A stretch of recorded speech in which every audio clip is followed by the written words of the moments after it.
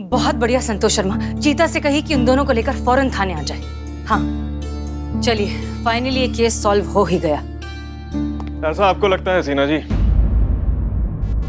झूठ की यही सबसे इंटरेस्टिंग बात होती है, वो सच का ही रिफ्लेक्शन लगता है। अच्छा, और आपके इस over the top extra philosophy की वजह? बस यही कि सच के अपने अपने वर्जन होते हैं हसीना जी, और अगर सच वो है जो मैं जानता हूँ हसीना जी, तो जाहिर सी बात है कि आपके पास तो सच का पायरेटेड वर्जन ही होगा ना।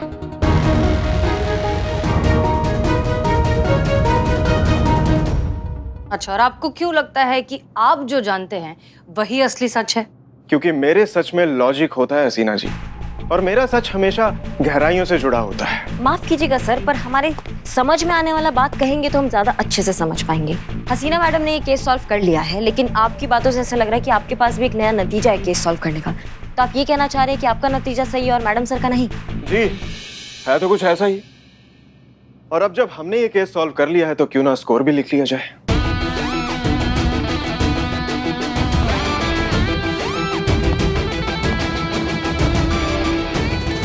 सर, एक मिनट। सर, ये आप बहुत गलत बात कर रहे हैं। ये केस तो मैडम सर ने सुलझाया है ना, तो कायदे से ये नंबर उनको मिलना चाहिए ना। वो तो वक्त ही बताएगा पुष्पा जी, और वैसे भी थोड़ी देर में सच सबके सामने होगा। और उसके बाद भी अगर आपको लगता है ये जो मैंने लिखा है ये गलत है, तो ये बोर्ड भी यही है, ये चौक भी यही है, और आप भी यही हैं। इसे मिटा के ठीक कर दीजिएगा। चलिए देखते हैं। देखते हैं। तो हसीना जी, लेडीज फर्स्ट, पहले आपका सच, प्लीज प्रोसीड। शुक्रिया। हमारी इन्वेस्टिगेशन के हिसाब से मिस्टर अभिजीत ही हैं असली गुनहगार। इन्होंने अपने पैसों के दम पर जानबूझकर रुक्मणी को फंसाया ताकि सिलेक्शन के दिन इनकी बेटी पूजा के लिए रास्ता साफ हो जाए। क्योंकि ये बात बहुत अच्छे से जानते हैं कि रुक्मणी जो है इनकी बेटी से ज्यादा टैलेंटेड है, ऐसे में उनकी बेटी का सिलेक्शन होना थोड़ा मुश्किल था, इसीलिए उन्होंने ये सब किया। तो हमारे हिसाब से यही है इस केस का असली सच, और यही है असली गुनहगार। कोई सबूत है आपके पास जो भी अभी आपने कहा? सर, हमने इन्हें चेयरमैन को 7 लाख रिश्वत देते हुए रंगे हाथों अरेस्ट किया है। हाँ, पर ये तो सिर्फ रिश्वत का मामला ही प्रूफ हुआ ना। इस पूरी कॉन्स्पिरेसी के मास्टरमाइंड ये हैं, ये तो प्रूव नहीं हुआ। अब सवाल ये पैदा होता है कि अगर इन्होंने इतनी बड़ी प्लानिंग अपनी बेटी पूजा की सिलेक्शन के लिए की है, तो पूजा का शोल्डर तो बहुत ही सीरियसली इंजर्ड है। कम से कम 10 से 15 दिन लगेंगे प्रॉपर प्रैक्टिस के लिए, और सिलेक्शन के लिए तो सिर्फ 3 ही दिन बचे हैं। तो फिर फायदा क्या हुआ इनकी इतनी बड़ी साजिश रचने का, इतना केओस क्रिएट करने का? आप प्लीज हम नादानों को समझाएंगे? देखिए, ये सच है कि मैंने चेयरमैन साहब को रिश्वत दी, लेकिन इसलिए कि चेयरमैन साहब चैंपियनशिप की डेट को 2 दिन आगे बढ़ा दें, ताकि मेरी बेटी इस चैंपियनशिप में पार्टिसिपेट कर सके और अपना बेस्ट दे सके, वरना वो डिस्क्वालीफाइड हो जाएगी और ये सदमा झेल नहीं पाती। शतरंज खेलती हैं हसीना जी? ऑफ कोर्स खेलती हूँ। दानिशमंदों का खेल जो है, और आप ठहरी दानिशों की दानिश। तो आज सुबह ही मैं दीवान जी को बता रहा था कि शतरंज खेल में क्या होता है, कई बार सामने के दोनों मोहरों को सिर्फ इसलिए मार दिया जाता है क्योंकि पीछे के अहम मोहरे के लिए रास्ता बनाया जाता है। और इस केस में भी उसी स्ट्रैटेजी का यूज हुआ है, क्योंकि इस केस का असली गुनहगार ना तो पूजा के फादर हैं, ना पूजा और ना ही रुक्मणी। इस केस का असली गुनहगार वो शख्स है जिन्होंने अपना मोहरा आगे बढ़ाने के लिए पूजा और रुक्मणी जैसे दोनों मोहरों को अपने रास्ते से हटा दी, एक पर हमला करवाकर और दूसरे पर हमले का आरोप लगाकर। और वो शातिर खिलाड़ी कोई और नहीं, ये है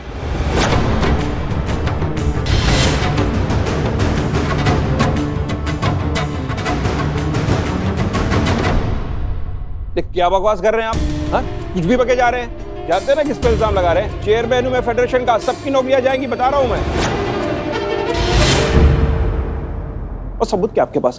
हाँ, तो चेयरमैन साहब शुरू से शुरू करते हैं। एक्चुअली मेरी भी सुई उसी बात पर आकर अटक गई थी कि तीर चलाने वाले को कैसे पता चला कि कंधे के कौन से हिस्से में तीर चलाएं जो उतना घाव हो कि वो इतने दिनों तक रहे। ये तो किसी एक्सपर्ट का काम ही हो सकता है। और इस कहानी के अवार्ड विनिंग एक्सपर्ट कौन थे? आप। और तीर चलाया गया अंधेरे में, फिर भी एकदम सटीक जगह पर जाकर लगा। और इतना शार्प, इतना अचूक, इतना तेज निशाना लगाने में माहिर कौन? आप। और चेयरमैन साहब, आपका ये तो हुनर हम सभी देख चुके हैं। आपने अपनी आंखों पर पट्टी बांधकर जो हमें दिखाया था।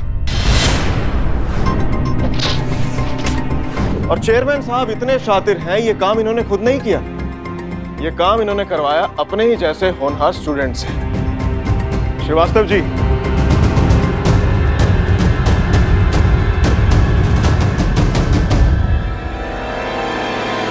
अब सवाल यह है कि इन्होंने रीमा के लिए इतना कुछ क्यों किया? क्या रिश्ता है इनका रीमा के साथ? रिश्ता है बाप और बेटी का। आपके पेरेंट्स क्या करते हैं? सर मेरे पापा नहीं है, हाँ मदर है जो गवर्नमेंट ऑफिसर है। रीमा त्यागी हमारे चेयरमैन साहब विनय त्यागी की सुपुत्री है। वो बेटी जिनके बारे में कोई भी नहीं जानता था, इनके साथ काम करने वाली उस महिला की बेटी जिसके साथ इनके रिश्ते को कभी समाज ने एक्सेप्ट नहीं किया, लेकिन इन्होंने उसे प्यार बहुत किया। और करते भी क्यों नहीं? बेटी है इनकी, और एक बाप अपनी बेटी के लिए जितना करे उतना कम। पूजा और रुक्मणी भी किसी की बेटी हैं चेयरमैन साहब। अगर आपने खुद को उनके पिता की जगह रखकर सोचा होता ना, तो आप ऐसी घटिया हरकत नहीं करते। ये नहीं तो कम से कम अपनी जिम्मेदारी के बारे में सोचते। ये आपका काम है सही टैलेंट पहचानना और उसे अपनी जगह पर पहुंचाना, जो आपने नहीं किया। आप जैसे करप्ट और घटिया लोगों की वजह से हमारे देश में इतने टैलेंटेड लोग हैं जो अभी तक अंधेरे में हैं। उनका हुनर तो दुनिया के सामने आ ही नहीं पाता, आप जैसे लोगों की वजह से। इसलिए आपको तो कड़ी से कड़ी सजा मिलनी ही चाहिए। चेता चतुर्वेदी। जी मैडम साहब। आइए हो गया प्यार से आइए, खुद सच। बाकी मानना पड़ेगा, आपका सच तो सच में गहराइयों से जुड़ा हुआ निकला। आपने ठीक कहा था कि झूठ सच का ही रिफ्लेक्शन होता है। हम खामखा झूठ की गहराइयों में भटकते रहे। अच्छा हुआ कि आपने सच से हमें रूबरू करवा दिया। तो ये केस आप ही के अकाउंट में जाना चाहिए। ऑफ कोर्स, कॉन्ग्रेचुलेशंस, डिजर्व करते हैं आप। शुक्रिया madam. Sir, thank you so much.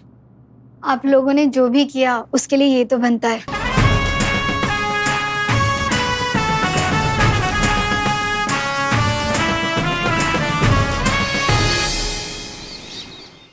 अब थाने का फोन काम नहीं करेगा तो फिर देश की कानून व्यवस्था कैसे ठीक से काम करेगी बताइए आप? ना ना ना ना ना ना, हम वहाँ नहीं आएंगे। आप यहाँ आकर देखिए फोन में क्या खराबी है, समझ गए ना जी?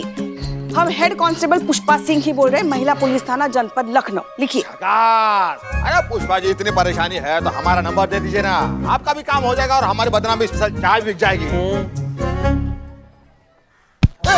थाने के काम के लिए तुम्हारा नंबर बांटते फिरे हम? हाँ? बकैती कर। आपकी बकरी भाग गई है तो उसमें पुलिस क्या करेगी? बांध के रखना चाहिए था ना अपनी बकरी को। अब पुलिस के पास और कोई काम नहीं है जो आपकी बकरी को पकड़े। और पूरे शहर में ये मोबाइल नंबर कंप्लेन लिखवाने के लिए बांटा है, टाइम पास करने के लिए नहीं। क्या ये बात अच्छी है? थाना हड़पने के लिए अच्छा पैतरा आजमाया आपने। हम सब समझ गए, सब लोगों को अपना नंबर बांट दिया और थाने का नंबर जानबूझ के काट दिया ताकि सब कंप्लेंट करने के लिए आपके मोबाइल पे आपको फोन करे, आपके नंबर ज्यादा हो, फिर आप हमारे थाने पे कुंडली जमा के बैठ जाए। हाँ? छी छी छी छी, इतनी खुराफाती सोच एक औरत की हो सकती है? वो तो है। और अगर आपको इतनी तकलीफ हो रही है हमारे मोबाइल नंबर बांटने से, तो जाइए आप भी पूरे शहर में नंबर बांट आइए। लैंडलाइन पर क्यों निर्भर है? अरे हाँ बदनाम भाई, पुष्पा जी चलिए हम लोग बांटते हैं। अरे कंटाप लगाए, बैठ जाओ चुपचाप। अगर ऐसा है तो फिर आपने केस लेने से मना क्यों कर दिया? अगर आपको नहीं सुलझाना था केस तो हमें बताते, बकरी ढूंढ के देते ना। अरे मतलब तो जनता की सेवा से ही है ना। सब समझ रहे, मतलब है स्कोर बढ़ाने से, मतलब है हमें हराने में, मतलब है इस थाने को हड़पने में। क्या हम समझते नहीं कुछ? पुष्पा जी, ये भी आपको पहचान गए। हाँ, इस आदमी से बात करना मतलब मौत है। हाँ हाँ तो जाइए, कीजिए हमारी मौत की कामना। अरे क्या सॉरी संतोषी सॉरी। अरे क्या कर रहे हैं? जब भी छींक आ रहा है लगातार हैट्रिक मार दे रहा है। 3 बार आ रहा है, 1 बार 2 बार आ ही नहीं रहा है, और जब नहीं आ रहा है तो ऐसा हर बार लग रहा है कि छींक आएगा। चीते, पता है तुमको, लल्ला के पप्पा को जब भी छींकें आती थी ना, ऐसे ही आती थी लगातार 3 बार। बाप रे, छींकते थे, भोंकते थे। आपकी लाइफ में कभी कुछ नॉर्मल नहीं हुआ? अरे पगली, तभी तो हमें पता चला कि जिस इंसान को ऐसे लगातार 3 छींकें आती है ना, उसका दिल बहुत साफ होता है। सच में पुष्पा, देखिए संतु जी, देखिए नाक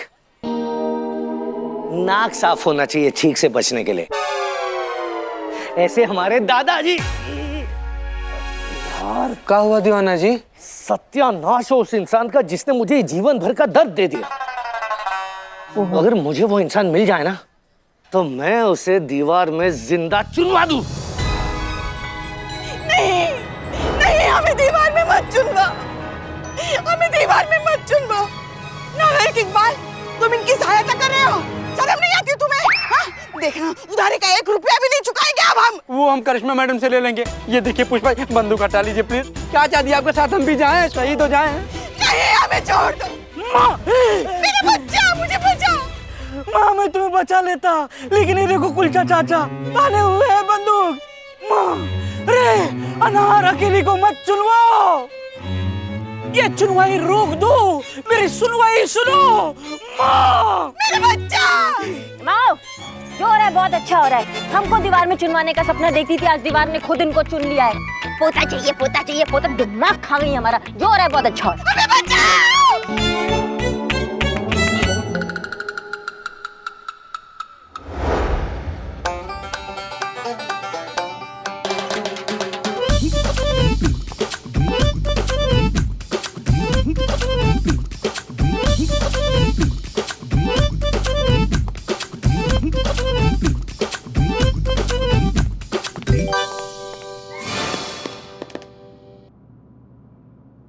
hello sir, hello sir, parcel है। किसका पार्सल है भाई? जय हिंद सर। सर नाम तो नहीं लिखा सर, पर एड्रेस यहीं क्या है सर? अरे मेरे बेटे की यूनिफॉर्म आने वाली थी, मेरा ही होगा। नहीं नहीं, 1 मिनट, हमने हमारा यूनिफॉर्म फिटिंग कराने के लिए दिया था, ये हमारा पार्सल है। आपको कैसे पता ये आपका पार्सल है? आपको कैसे पता कि ये आपका पार्सल है? जाकिर टेलर से पार्सल। आई थिंक ये आपके वाला parcel. Just an intuition, you know. खोलकर देख लीजिए, अगर नहीं हुआ तो ये तो है ही। दीजिए।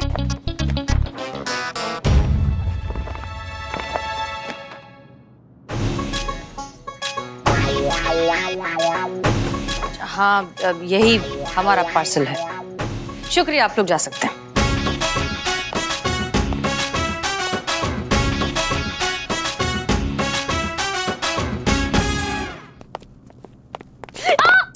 अरे हसीना जी, प्लीज यहाँ बैठिए, आइए। ये मुझे दे दीजिए। फर्स्ट एड किट कहाँ रखती है?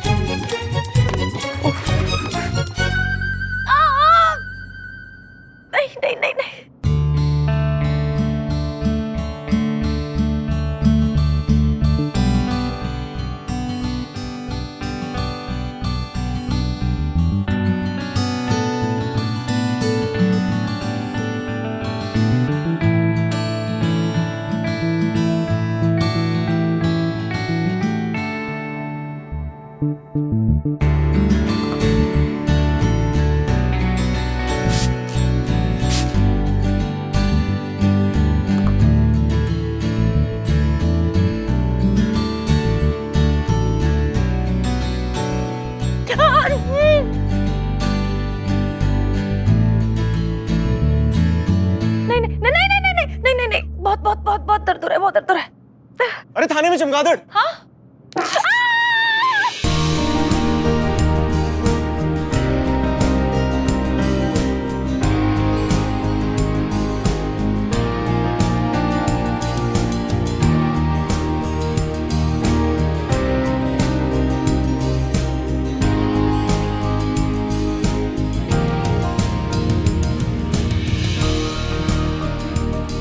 अरे वाह, ये तो बिल्कुल ठीक हो गया, मतलब जैसे कुछ हुआ ही नहीं था। Thank you so much. भरोसा कर सकती हैं हसीना जी, धोखेबाज दोस्तों से भरोसेमंद दुश्मन भले, सयाने कह के गए।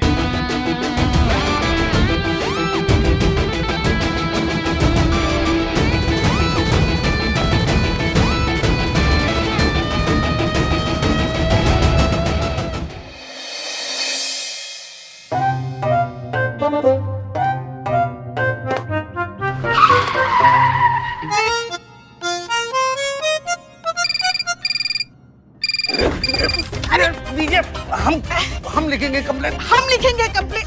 अरे दीजिए। अरे हम छोड़िए ना। अरे छोड़े मत। छोड़िए, हम कह रहे हैं ना। हम सब छोड़िए आप।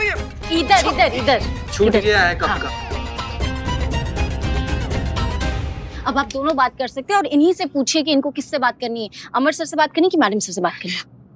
हाँ जी, महिला पुलिस थाना जनपद लखनऊ सदैव आपकी सेवा में तत्पर। कहिए क्या सेवा कर सकते हैं आपकी? अरे पीछे हट जाइए, सर पे बैठेंगे क्या? हाँ हाँ, हर बार हमें ही हटना पड़ता है ना। आप औरत तो मर्द के लिए हटेंगे ही नहीं। शुरू शुरू शुरू, औरतों के लिए जहर उगलना शुरू। और आप जो सीधा डसती है उसका क्या? सर या मैडम, आप जो भी है ना, आप ना बाद में फोन कीजिए। ये दोनों लोग बहुत ज्यादा व्यस्त है झगड़ा करने में। नहीं नहीं नहीं, कहिए क्या कर सकते हैं हम आपके लिए? अगर रिपोर्ट दिखानी है तो हमारे पास लिखवाइए। हम हेड कांस्टेबल हरिंदर सिंह उर्फ दीवान जी, पूरे न्याय की गारंटी। और सुनिए, हम तो ना न्याय के साथ साथ आपको 2 कप चाय और दोपहर के खाने में राजमा चावल हमारे हाथ का बना हुआ फ्री देंगे। हाँ, और इसीलिए हमारे पास ही लिखवाइए। हेड कांस्टेबल पुष्पा सिंह बोल रहे। पुष्पा फ्लावर नहीं है, आग है यार। आप जल्दी से अपनी कंप्लेंट बताइए, वरना पुष्पा जी थाने में फ्री स्टे का ऑफर भी दे देंगे आपको।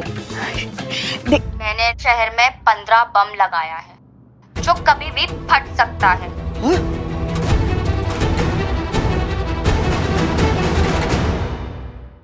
से अपनी कंप्लेंट बताइए, वरना पुष्पा जी थाने में फ्री स्टे का ऑफर भी दे देंगे आपको। मैंने शहर में 15 बम लगाया है जो कभी भी फट सकता है, और जो ऐसा हो गया तो आधे से ज्यादा शहर राख का ढेर बन जाएगा, वो भी सिर्फ मिनटों में। तो जो तुम्हें इस शहर को इस तबाही से बचाना है तो 15 मिनट में SHO अमर विद्रोही से बात करवाओ मेरी। हेलो, आपका हेलो, कट गया। कट गया। सर जी। मैडम सर, फोन करने वाली एक महिला है तो बात करने वाली भी महिला ही होनी चाहिए। मैडम सर करेंगे उसके साथ बात। लो और सुनो, जब कॉल करने वाली महिला कह रही है कि सर जी से बात करेंगे तो सर ही बात करेंगे ना। सर, इनकी बेमतलब की बहस में अगर बम फट गया तो इसका जिम्मेवार कौन होगा? एक मिनट, हमारे पास इस बकवास के लिए वक्त है ही नहीं। ये मामला बहुत सीरियस हो चुका है। अगर वो लड़की इनसे बात करना चाहती है तो इनसे बात करवाइए। हम कोई चांस नहीं ले सकते। बिल्कुल, कुछ भी हो सकता है। लड़की आतंकवादी भी हो सकती है सर। पुष्पा जी, उस लड़की की आवाज कैसी थी? मुझे तो मजा नहीं आया। वो हम मैडम सर, वो ये हमारे साथ बहुत बहस कर रहे थे ना, तो हम उसकी आवाज ठीक से सुन नहीं पाए। हम बहस कर रहे थे, आप? अरे आप ही तो कर रहे थे। हाँ, चुप। दोनों में से किसी ने भी एक शब्द और बोला ना तो लाइन हाजिर कर देंगे अभी के अभी। कब से किट किट किट किट सुन रहे हैं? वहाँ बॉम्ब लगा हुआ है, उसकी गंभीरता समझ रहे हैं आप लोग? लगे हैं मुर्गा लड़ाई। अब शांत रहिए और काम पे ध्यान दीजिए। सर, लेकिन अब तक कॉल नहीं आया। आएगा दीवान जी, जरूर आएगा। आप डायरी पेन लेके रेडी रहिए, हर छोटी से छोटी बात नोट कीजिए। करिश्मा सिंह, आप जी। मौका मिलते ही मैं आपको इशारा करूंगा। मेरा इशारा मिलते ही आप DSP सर के साथ फोन कनेक्ट करेंगे, सिचुएशन के बारे में उनको बताएंगी। जी जी। अगर किसी टेररिस्ट का कॉल हुआ तो यहाँ नेगोशिएशन की सिचुएशन आ सकती है, इसलिए हमें DSP सर की हेल्प की जरूरत पड़ेगी। और संतोष शर्मा, आप सर वो हमारी टीम में है ना। पुष्पा जी प्लीज आप ऑर्डर्स फॉलो कीजिए। जी। आप भी रेडी रहिएगा। कॉल उठाते ही आपको ट्रेस और टैप दोनों करनी है। हो जाएगा सर। जी।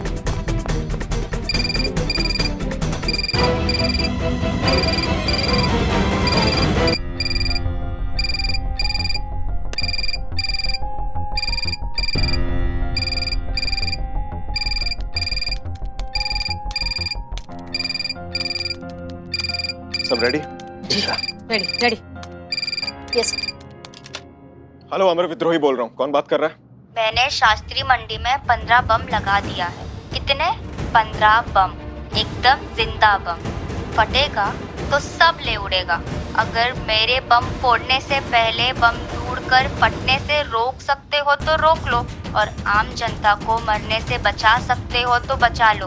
तो लगी रेस, मुझसे पहले पहुंचो शास्त्री मंडी और ढूंढो बम, वरना सारी मार्केट सब हवा के फुग्गों की तरह उड़ जाएगी। अरे सोच क्या रहे हो? भागो, ज्यादा टाइम नहीं है तुम्हारे पास। क्या लगता है मैडम सर, ये कोई टेररिस्ट है या कोई पागल का प्रलाप? ये सोचने का हमारे पास समय नहीं है, हमें शास्त्री मार्केट जाना होगा। हाँ, मैडम सर। क्या लगता है सर? मुझे लगता है कोई टेररिस्ट है। आपको ऐसा काहे लग रहा है? 15 बॉम्ब प्लांट करने वाली लड़की की आवाज में ना कोई वजन ना कोई असर। 18-19 साल की बच्ची की आवाज, जानबूझकर आवाज में पैदा किया हुआ नकली खौफ। वो हमें मौत से मारने की धमकी तो दे रही थी, लेकिन उसकी आवाज खुद बहुत ही ज्यादा कांप रही थी।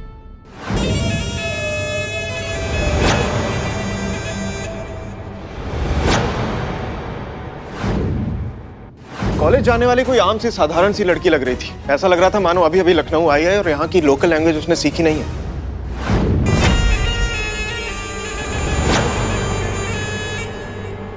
देखते हैं मेरे तक कैसे पहुंचते हैं।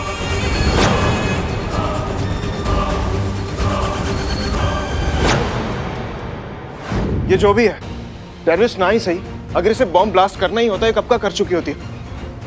हमारे साथ इस तरह के खेल नहीं खेलती। ये मामला कुछ और ही है दीवान जी, उस लड़की के दिमाग में कुछ और ही चल रहा है।